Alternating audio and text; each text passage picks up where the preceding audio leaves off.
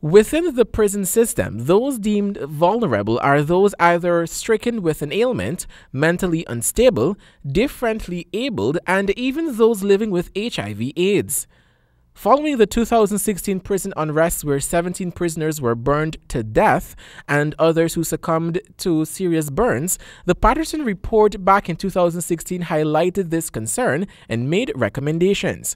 Those recommendations were not taken into consideration like others, and then another catastrophic event occurred the following year, which saw more than 70% of the prison structures decimated.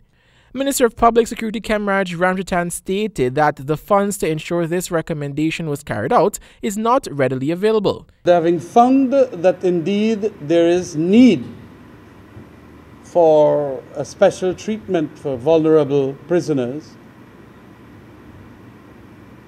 the good commissioner, Mr. Patterson, Justice Patterson, did indicate that there should be some what is called infrastructural works that ought to be done to ensure that they could be separated or even housed in different places and all of that.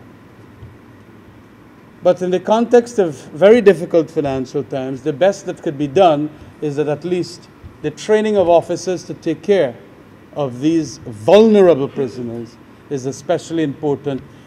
Mr. Ramjatan went on to say that while the financial issues may be a challenge at the moment, the training of officers to address these matters is equally important. Meanwhile, after returning from the UK on a training course, Director of Prisons Gladwin Samuels explained that several prisoners incarcerated ought not to be in the prison. He explains. Only recently in my visit to the UK as part of the conference, it was said that there are several countries in which persons can actually, for monies they have on their what is called tuck shop in Guyana, they actually can go online and they can buy a combination of drugs that is basically undetected. And when it gets into the prison and they use those drugs when mixed together, it can result to them becoming mentally unstable.